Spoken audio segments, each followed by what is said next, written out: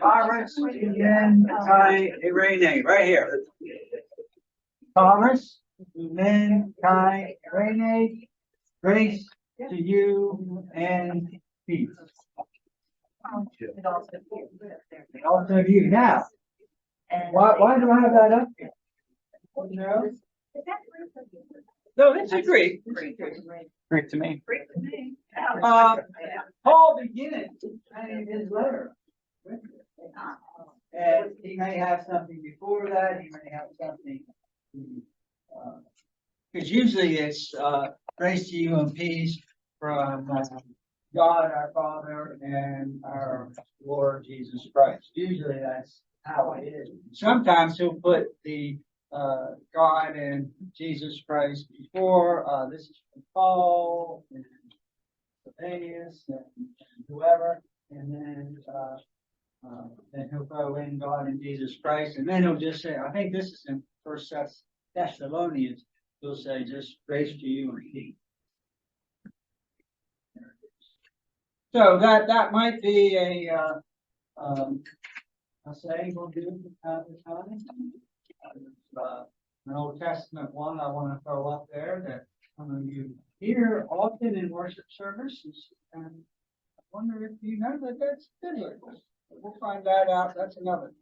Jason. Yeah, real quick, I just wanted to let everyone know that this morning, because of the discovery class that's taking place next door, isn't super conducive for online participation. This morning we pushed the cart in here, so there's a very good chance that no one will join, but because they're expecting to join that, and they might think no one knows that this cart is in here. But if there are people that join virtually this morning, we have set this up so that they would join this group as introverts, watch and see. Have they signed in? No one has signed in yet, but all of that is to say that that's why this is here this week, but also why. So just wanted to let you know. Yeah. One day special. One day special. Hey, Jim. Make it good or you're done. If you see someone show up here that says admit, could you click the button and let them in? Yeah, I do that. Only if they say please. Only if they say please. Yeah. Yeah, right here.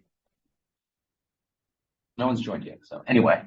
Okay, yeah. Thank you. All right, yeah, we'll give it a try. There have been some people who said, why isn't this recorded? This class recorded and that class over there. And if you did, you might want to check it out during the week. Excuse me, where'd that come from? I asked Jason, well, that's something like this, of course. You only have one. It's down south. So, in one sense, that's why we don't have it. However, if there is an interest, we can make that happen. So, Do we have to pay for it? yeah. Well, yeah, we'll have to pay for it, but. I mean, this class? Oh, yes and no. I mean, we might ask for donations, but yes, we can, we're creative, right, Craig? Creative findings. No, I mean, if there's a really interest and a need for this, it's, let me say it's possible instead of just saying we can make it happen. It's a realistic.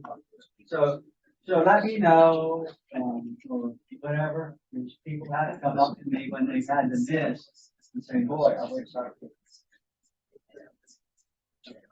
Now, the downside of that is, will you be more ready to share if you notice that you report? So something to think about. But there it is. The only reason we're doing, so go ahead. Go ahead, you finish it. Well, the only reason we're doing this is because it's what they're doing today. I think Jason said it's not conducive for this. So What are they doing? they're doing a more circle thing with small groups that has to do with the sermon series, us vertical line them. I forgot to bring the paper, but if you're interested, you can email me and I can give you the specifics. The Apostles Church down in Lancaster. Yeah. They're offering these programs, like we went to, on Christian, they're doing one on Christian nationalism. But this Thursday, they are having the Rabbi Jack. Thank you. Oh, good, you brought it. And they're also doing one on Islam. So they're going to be a presentation. It's 6 p.m. to 7:30, Church of the Apostles. So if you're interested, what I can do, or you can contact me and I can give you the What's the RSVP. topic of discussion? for The this? topic of discussion, we're afraid Jews and Muslims talk about anti-Semitism and Islamophobia in our community. Okay, good. Yeah, Is that Sounds ever, good. You guys have a post. we didn't get it in the church. We could post that on the board too. that sounds familiar. I think I just read that this morning. Did I read that on the email? It could be, I didn't read the email yet. Ken had given it, into the church, because we both went. Well, if anyone's interested, there that is. If you're going, let us know. We can always go. It's a little warm in here. We turned it down. We're supposed to keep back up. I think it feels. No, for that. it is down. Don't worry about it.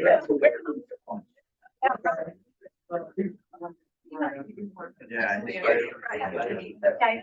this says higher hours.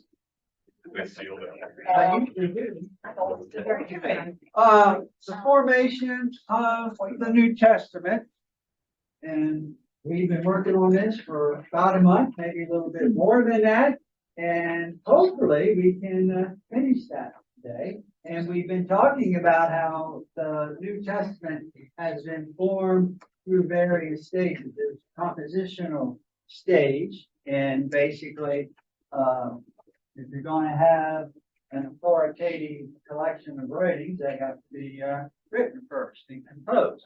And then we talked about how it just wasn't the 27 books we have now that were out there, but that there were others floating around too. And so how did we get to the 27 books? Well, then you go to the next stage, which is probably one of the most important stages, and that would be usage by the churches, the house churches. What ones were they using from 125 on to the mid 4th century?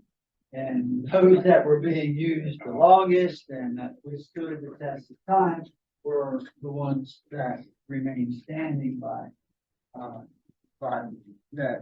that remained into what we now call the New Testament, 27 books.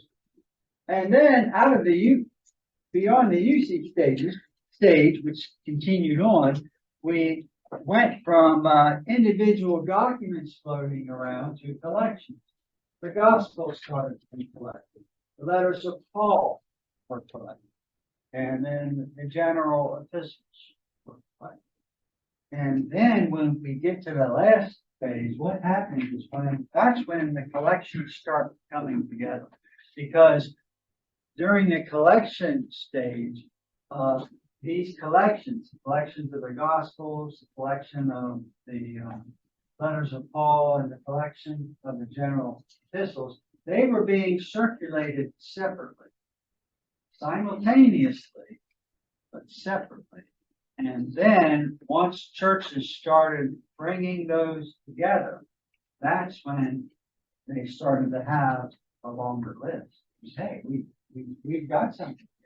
We're just not reading one gospel. We have gospels, we have epistles, and there's even a book called the Apocalypse in there, and Acts.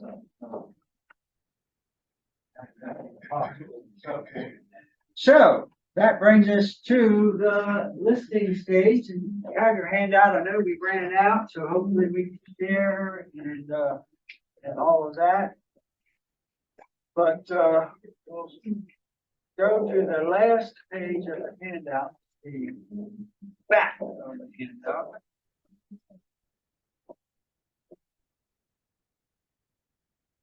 Yeah, so the emergence of listings. So hopefully this won't be too crazy, there was a fragment that was discovered by Ludovico and Antonio Muratori, I should say, who discovered it and when?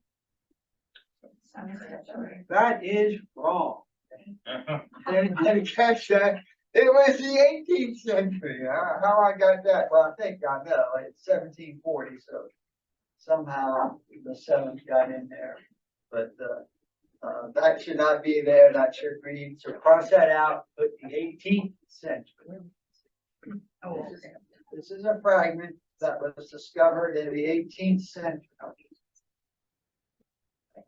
Now, why is this fragment important? Because it's not a translation. It's not of any of the documents, but it's a listing of books that are being used in the church. Now, the problem with this fragment is that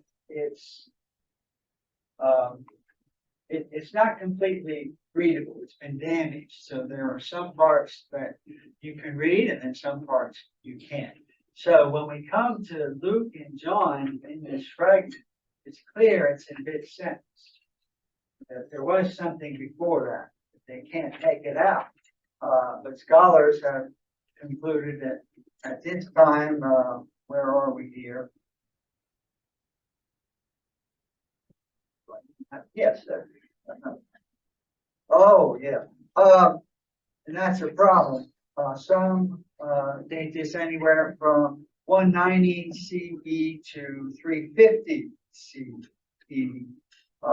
I'm inclined to move it more closer to the 4th century because we didn't have these collections together earlier on. This was something that was in this last phase here.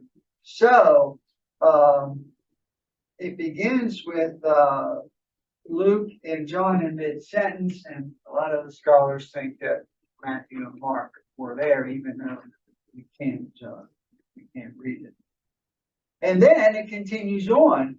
The list with Acts, 13 letters of Paul, minus Hebrews, Jude, 1st and 2nd John. The Wisdom of Solomon, and if you remember, that was a book in the Old Testament. Somehow it made it here, but it got out eventually. And then the Apocalypse of John and the Apocalypse of Peter. And but that was a listing, one of the first listings that cropped up, at least that we know of, that we have external evidence of. But there's no mention of James, no mention of 1st and 2nd Peter, and no mention of 3rd John. This is an example of one of those listings. So now we're moving into the part where part of this formation of the New Testament where we're combining collections. Are there thoughts on who compiled the list? No, there was a lot of debate on even when it was written, let alone, because if it was written in 190 CE, it would have been a different person if it was written in 350 CE. So it's anonymous. We don't know who wrote it, and there's debate on when it was written. But as I say, I'm inclined to push it a little bit later because we just weren't having collections listings of this length in the late 2nd century. And I'm not sure why people are inclined to date it that early. Okay, then keep going. We come to Eusebius. Now we ran into Eusebius last time. He is an early church historian and a bishop of Caesarea in the first half of the 4th century. So he has a listing. And it's a listing that has 4 categories or classes to it. You see that on your handout. See? So the first is recognize. So he's saying, okay, there's pretty much a consensus on all or most of the house churches have recognized or are recognizing these books. So the four Gospels, Matthew, Mark, Luke, John, the book of Acts, Paul's epistles, although he did not give any number. One epistle, each bearing the name of Peter and John, and the book of Revelation. Then his second class or category is disputed. So I have a question about the book of Revelation. Now, we know that was not John the disciple. That, we do know that, don't we? I would lean that way, yeah. So it was somebody named John, or attributed to someone named John. Mhm.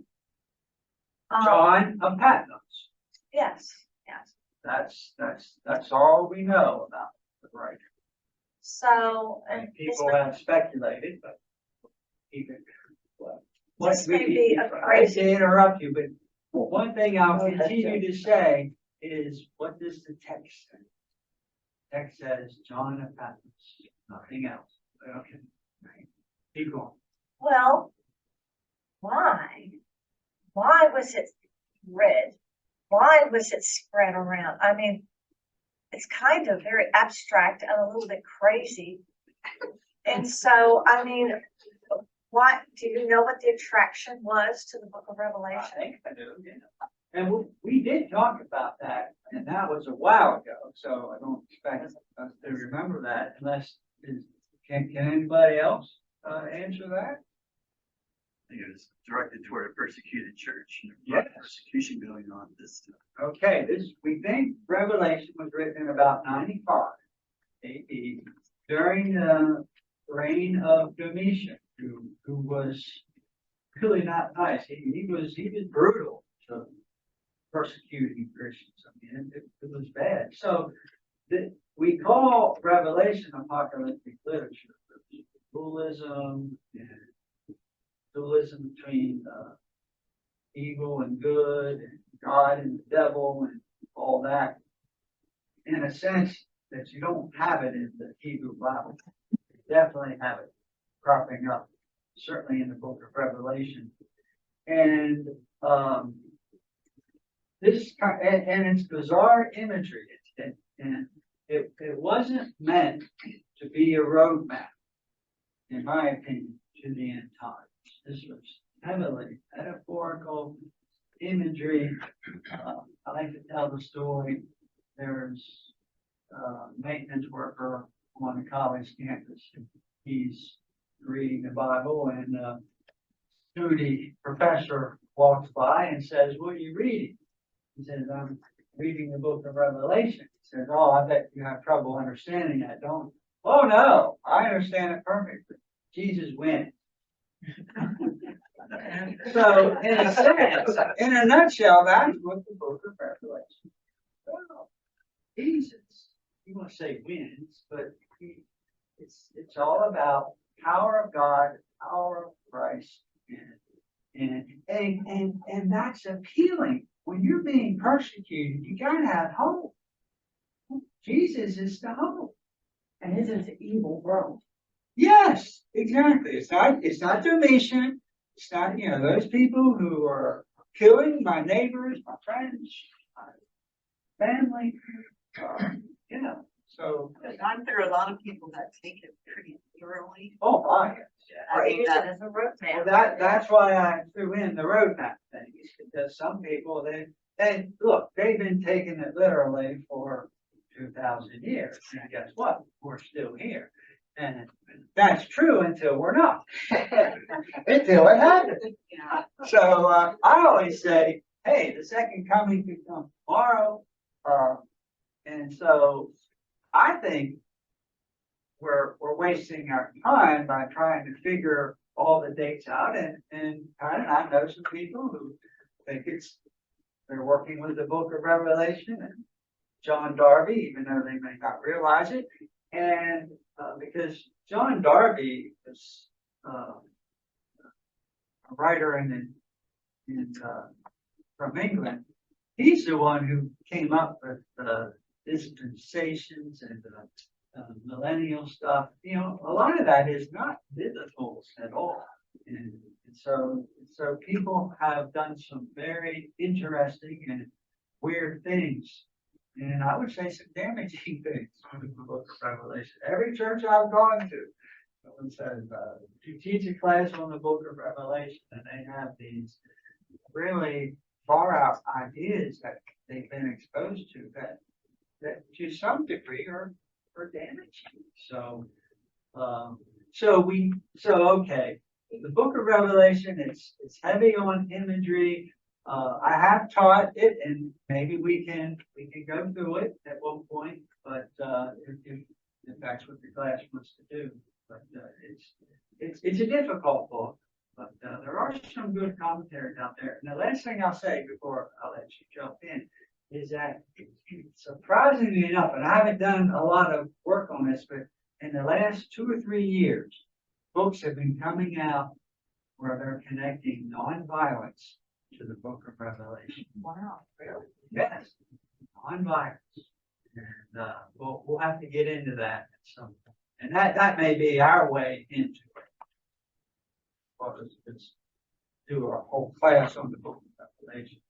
But there's a guy down in Eastern Mennonite University or Seminary who's written one, and some others. And then a good friend of mine at St. Mary's Seminary University, he wrote a book on reading Revelation. Said, hey, it's not that hard to understand.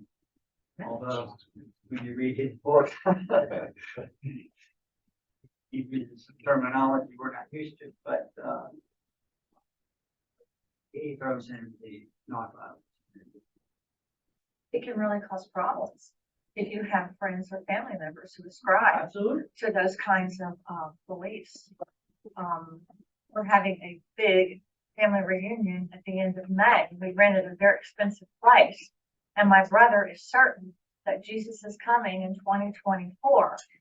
So we told him that if Jesus comes before the reunion, we'll get our deposit back. And we were serious about that. We talked to him. No, it was kind of serious. I didn't pay for it, it won't matter. Some popular people have really led people astray on that. In my childhood, Pat Boone was a famous singer, and he's gotten into the Revelation. Second coming, he's rising above all the nuclear damage and praising God. That came out during, a couple of his statements came out during the 1980s when we were afraid about nuclear proliferation. You remember the nuclear freeze? When we had to freeze nuclear weapons?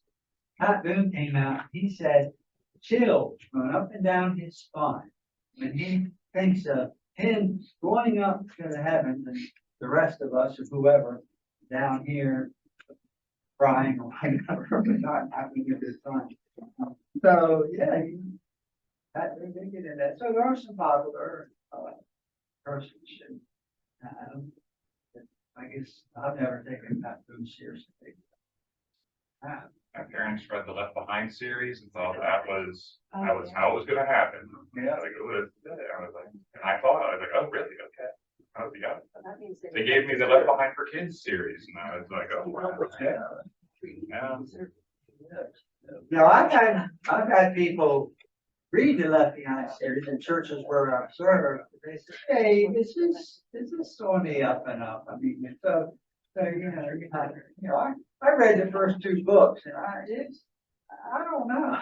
This sounds kind of crazy. David Jeremiah apparently is another person that Does he? Yeah. I hear quoted a lot. And somebody said you got to read his book, and I haven't listened to much. About him. When I worked at Stitch and Craft, that's who Alice played. I had to listen to David Jeremiah every day. But David, since it is so metaphorical, Yeah, you can read into it what you choose to read. exactly. That's the definition of a metaphor. Yeah. And so, you can read it metaphorically and try to understand the metaphor or not. And you do the best you can. And then at the end, you kind of have an understanding that the power of Jesus Christ prevails. That's the message. But again, grotesque imagery like that does tend to come out when people are experiencing severe persecution. Well, several years ago during the pandemic, Eric Landrum did a Bible series that he zoomed some of it Yeah, I didn't get a chance on to the, take part. that was excellent. And he used a book, and I can't remember the name of the You book. told me the book, I wrote it Yeah, down. I have it at I home. think I ordered it. But it pretty much was, Rome was evil. Every evil sign goes back to Rome. The Lamb of God was good. Yeah. All the good signs go to Jesus. And that made it for me a little more acceptable and understandable. Yeah. Yeah, and you can do that with that. Bernard Eller, the most revealing book of the Bible, he was a brethren, writer, professor at the University of Laverne, and that was a book that came out in the 70s, I want to think. And he's the one who really said, look, it's not a roadmap, and he tried to go through Revelation and make it readable to people. And there's a lot of material out there on Revelation. But what Eric also I would said, say it's good material. what Eric also said was, when this story was being told, the people at the time understood the metaphors. Yeah. Because they were Well, living that's the true. metaphors. Yeah, that's a good And so point, it's Eric. cloudy to us, but it was much more clear to the audience at that time. Well, doesn't that almost support what I've learned from this church? You have to understand the times in which it was written As much as we can. as we can. Yeah. But you can just not read it in this narrow little square and say, this is it. You've got to understand more. I remember Don Crable did the whole thing on the Good Samaritan, explaining Yeah, why politically, or whatever you want to use the word, this group couldn't help that group, and the ramifications. yeah. Yeah, we take, it was terrible that two, the priest and the Levite walked by, but there were reasons. And, but we look at it. But, Well, so back to my original question, I think we just answered it. One, the book of Revelation was important. Yeah. Because the early church read it, and I guess they found not confusion in it, but comfort They in found it. hope. Wow. They found hope. They found comfort and hope. And that, we can, we need to move on, but we can, if that's something you all want to delve into more, we can do that, especially, and I need to do a little bit more reading. We're going to do the nonviolence in Revelation. That's got me interested. I kind of see where that's coming from. As we think of Revelation, it's like a book. But anyway, let's take, a book that we have, and we can read into it what we want. So I said at one point, when the churches were using, let's say the letters of Paul, remember, the letters of Paul, we talked about this, were written to specific churches for specific situations. And then when the letters started to be used by other churches, they're moving away from that specific context that Paul was using. So Paul writes a letter to Corinth, and then another church, like let's say the church of Ephesus is reading it, they're going to read it maybe a little bit differently than the people of Corinth, because they were Paul was addressing some of their situation directly, just like we are.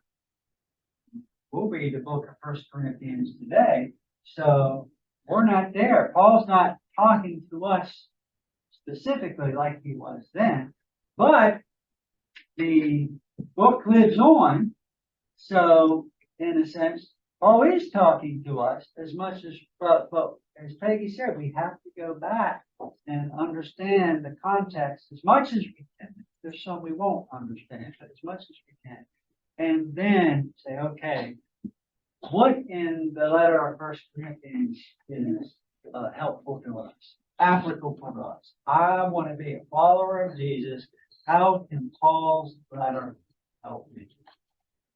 That's where we are with the New Testament, or at least that example. So let's go to the next. Well, we're working with Eusebius, and so he had a category of recognized writings, and then there were disputed writings, which were James, Jude, 2 Peter, and 2nd and 3rd John. And all that is to say is that the churches weren't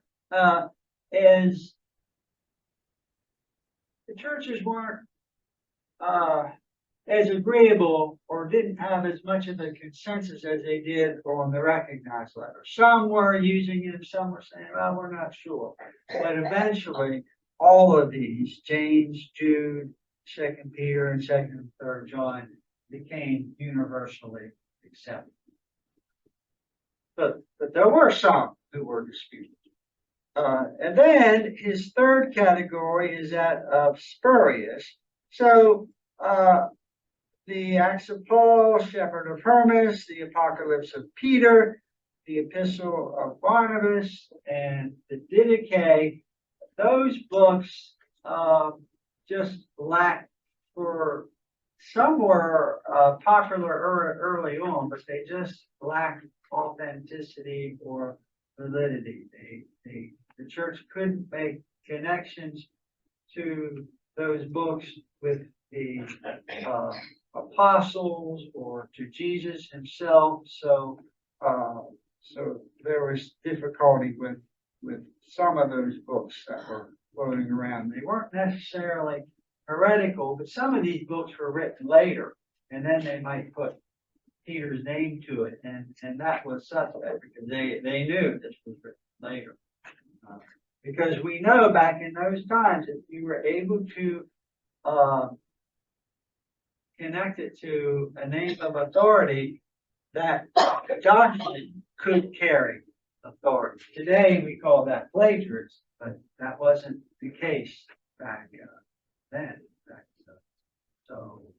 So, and we do have letters with Paul's name on it that we don't think Paul wrote, such as 1st and 2nd Timothy, because they're reflecting a time period about 2 generations down the road. We're talking about offices in the church that really didn't exist during the time in which Paul was starting this real fledged church. Then we get into the last class that Eusebius comes up with. Now again, we're in the early 4th century, so yeah, we're getting close. We're getting close.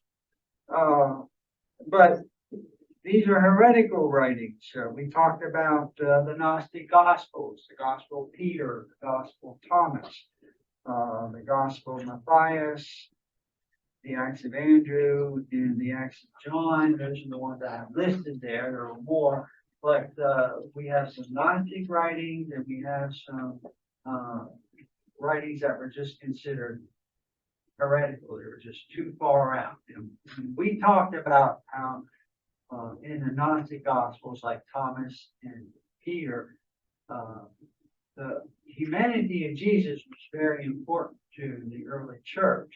That Jesus came as God's Son, but was also human. And the Gnostic Gospels denied that, the humanity. Oh, Jesus came and he was just disguised as human.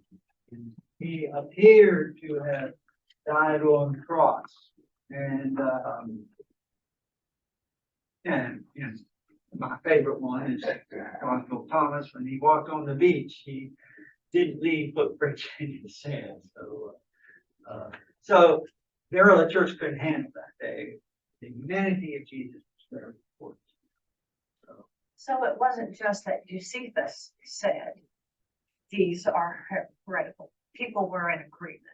Yeah, we gotta understand that basically these writers are saying, this is what I see. Now, he would have had an opinion. But yeah, the churches are not accepting these books because they're heretical.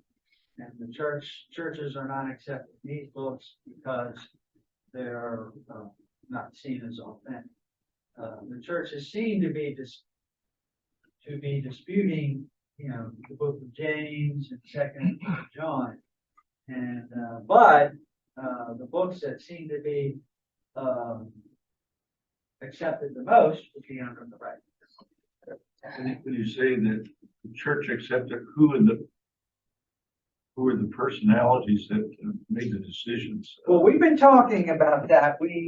I'll just do a brief review on that. We had house churches, and then house churches up to the first and second century.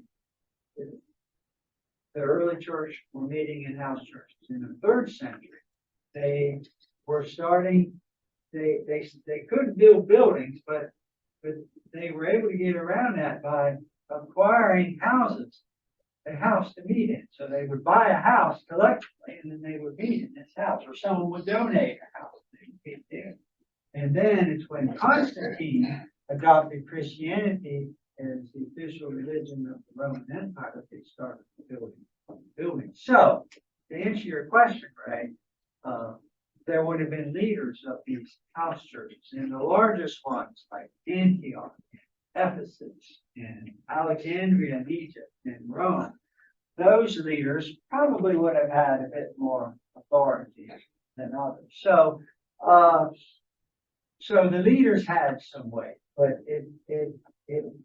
I can't stress enough, this still was an unofficial process. It wasn't like all these leaders got together in a back room and said, okay, this book's in and that book's out. The leaders were trying to facilitate the process, these writings going on. And there was one bishop who was in Antioch, and someone, a church in the countryside came to him and said, we want to read the Gospel of Peter. He said, oh, go ahead.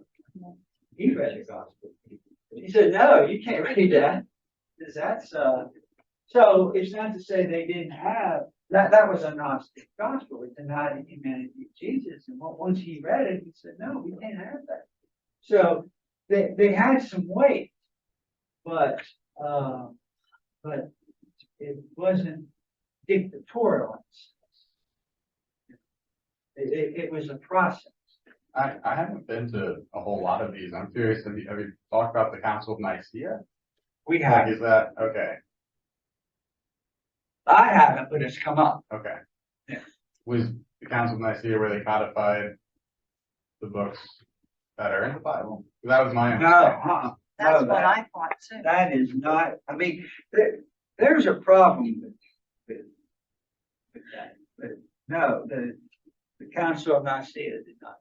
Was that, because the Council of Nicaea, 325. okay, that was around the same time, but. Well, A little bit? Well, in a minute, we're going to get to the last listing. In fact, we're right there. 367 is when Athanasius sent out a letter to all the churches in Egypt, because he was the bishop at Alexandria, saying, this is what I see.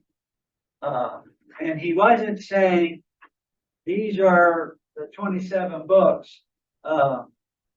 You better get on board. He was just saying, Like affirming what was already done. yeah, he was affirming what already was there.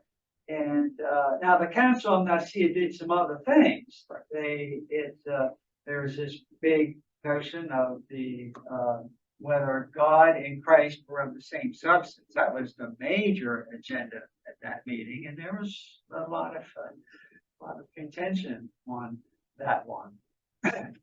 But that's not when the books really were never codified in an official sense, but and I keep using the word unofficial. And then that's more me, but as I read the literature, that's how it appears to me. Well, go ahead, I'd like to jump in. So this actually ties in very well with these last two questions. Yeah, go ahead. Can you, maybe you did say that, yeah, but who was Eusebius? We're into the 4th century now. So Yeah. who was Eusebius? And part B, then what did he write this argument either to defend the emerging church's position on these writings or to inform or advise the church as how they should be looking at these writings? Yes. I think he was doing both. Who was he? What was his role? Okay, Eusebius, if we go back to the section of the letters from others or general epistles, and I just have a sense about him.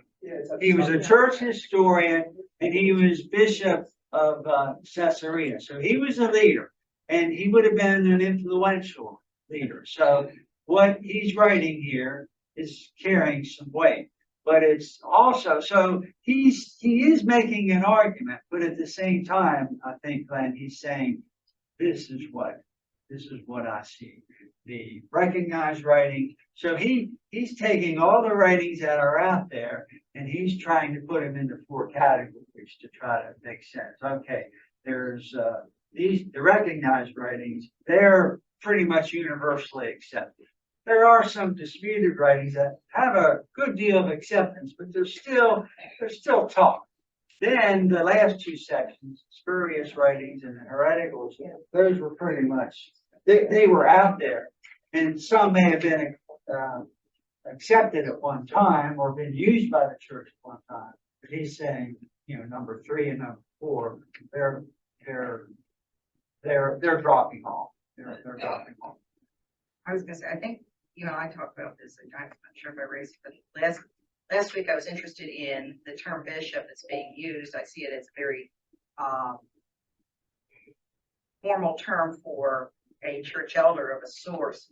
And yet, as I looked up the etymology, it was actually used in the New Testament to refer to church elders within these small churches. Yeah. That I was not familiar with.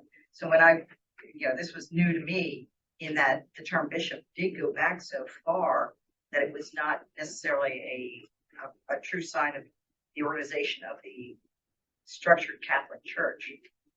It was more small C Catholic. Yeah. But it was definitely a position of authority and leadership. Yeah. And that's why I continue to say that I'm doubtful that Paul wrote 1st and 2nd Timothy, because when Paul was writing, when he was active, the churches were just formed. So they didn't have this sense of organization that seems to be there in 1st and 2nd Timothy. And the word bishop is there, the presbyter is there, and there are a number of offices, and you don't have any of that in what we might call the authentic Pauline letters, the ones that we think of Paul really wrote. So 1st and 2nd Timothy are reflecting a time period about two, maybe 3 generations after Paul died. But Paul's name is to those letters, and when it comes time for the churches to read them and to use them, Paul's name's on them. Want to read them, and some probably did think. And we think we're smarter, and we put all these things together. They don't make sense. So, but Athanasius in 367 CE, he writes a festal letter to the churches in Egypt, and he's basically saying, this is what I see. So to me, it's more of an unofficial declaration. Smoke clears, and this has been going on since 125 or earlier, up to 367. That's a long time period. Now we can sit back 2,000 or more years ago, and 125 to 350 might not seem like a long time, but 2023, that's time period. So what would that be? Huh? About like the 1800s. Yeah, so it's a long time there. So you could say, okay, let's go to the Constitution. Constantly told the Constitution. Well, we interpret that differently, and something different to the people who write it. So, well, that's where we are with the formation of the New Testament. So, has this been helpful, or have you been able to see the progression from going from compositional to the list? You start with individual documents, and then they get into collections, and it's when the collections start to come together. End of the 3rd century, beginning of the 4th century, that's when the collections start to come together. And then that's when the church really begins to have this sense of authoritative New Testament writings, because we have to remember that for the early church, the Old Testament was very authoritative to them. That was their scripture before these were written. And it's not like they threw the Old Testament out. They kept them together. So they had these authoritative writings. So from 367, I mean, that is Yeah. our New Testament now. Pretty much. Was that kind of then widely was that the point that you consider kind of setting the canon what it is now, or was there even still? Yeah. Some No, that groups was out there it. are still using other things, but everyone pretty much at that point from then on said, okay, yeah, this guy That's it. said this, and we're unified enough church now that this is what we're gonna all kind of coalesce around. I came across a list or two, maybe in 390, and it didn't quite match up with all these, but those didn't hold sway. So after, I guess the best way to say it is after 367, and it wasn't that people said, well, Athanasius said this, or now we're gonna stay there. The process continued, and there just wasn't anything in it. They just kept going. And so they kept using these books, but they didn't add any more. And so again, I see it more as an unofficial process, and you have just a group of churches in that area, Rome, Palestine, Syria, and again. And so again, it wasn't at the Council of Nicaea, it wasn't at specific place, but it was over time. So some of these books, like the Gospel of Thomas, the Gospel of Judas, that would be considered heretical, but are part of the Apocrypha and in use today. When was that established? Well, they're not part of the Apocrypha. They're part of the pseudepigrapha. Now, the Apocrypha is, and we talked about that. That's the Old Testament Apocrypha, which are in which was used by the church up until the Reformation period. So, yeah. The Catholic Church still has them printed in some Yeah. other. Yeah, but not the Gospel of Thomas, not the Gospel of Judas. Actually, maybe I got those ones wrong. I thought I saw them included. Yeah, there's, Have the Gospel of Thomas. huh? I thought the Catholic Church had the Gospel of Thomas. Okay. Where's Joe? He's not here. Want it? But we're looking at the Apocrypha or the, I'll come back. I understand. Martin Luther said scripture alone is talking about the Catholic Church, but he also seemed to think that some books in the Bible were less important than others. Oh, yeah. The extra book Bible. said that, stress the grace. You're saved by grace. Romans, other books, but what did he say about the book of James? Something was strong. Book of James was the epistle of straw because James stressed works. And Paul said, no, you get to God by, you're Did saved he by accept grace. the canon then? Well, you know, he didn't throw it out, but he didn't like it. So, and he probably didn't preach many sermons. Now, the brethren will take this argument and they'll say, it's both and, not even or. We'll say, yeah, we need the grace of God. And it's the grace of God that prompts us to do good works. We have to do both. You're going to be a follower of Jesus. You can be saved by faith, but you have to live by it too. I went to a church and that had some turmoil several years before I got there.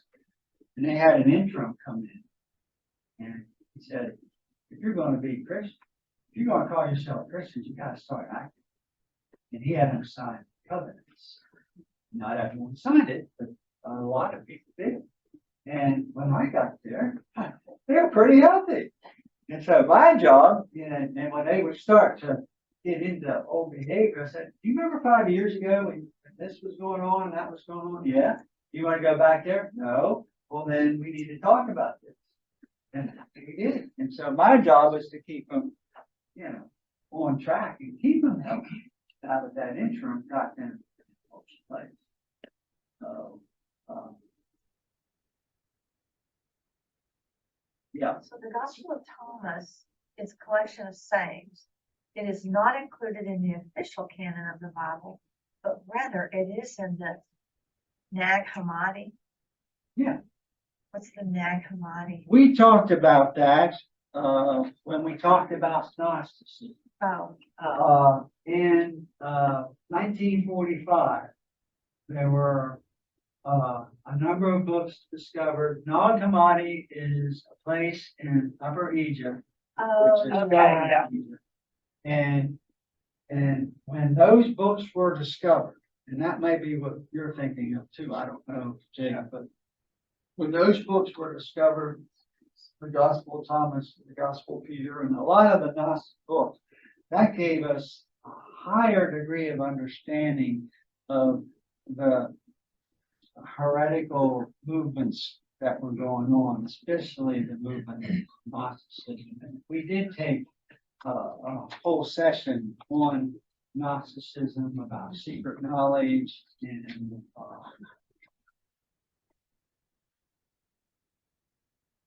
well, and I'll just stop there because then we'll get too well. You won't have time to finish something. But so a lot of these Gnostic Gospels were we didn't have access to them until 1945. Now back to the Old Testament apocrypha, we did talk about those. The book of Tobit, the book of Judah, the additions to Daniel, First and Second Maccabees, which talks about the history of the destruction of the temple, and then they were able to hold off the Syrians from the north. So they were part of the church writings, and it was the Greek translation that included. And but that's the Old Testament. So is the Greek translation that's the Septuagint? Or is that something? Well, yeah, some people call that the Septuagint. I shy away from that. It's not a big deal. but there are a lot of other translations going on at the same time. Some people use the Septuagint as an umbrella for all those translations. I just use the Greek translation as the umbrella, so it's kind of splitting hairs, but it's, yeah. The Septuagint is the Greek translation, and basically, when they, started, they did more than just translate the Old Testament.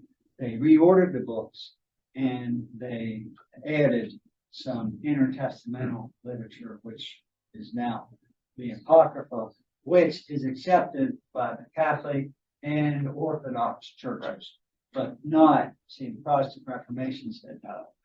And so in Protestant Bibles, we don't have that. Okay, we're pretty much done with this. So how much time do we have? 2 minutes. So what I'm going to start next time is the role of the Old Testament. You know, kind of go back and forth, and then and that'll take us a while. And then after we do that, remember that survey we handed out. Then there was interest of looking at the differences between the gospels. So that's where we're headed. If you want to take a detour and add something, we can do that. We want to talk about the importance or the role of the Old Testament. I think that will get some good stuff. So, and maybe I'll ask you that to think about for next time. When you think about the Old Testament, what's your first impression?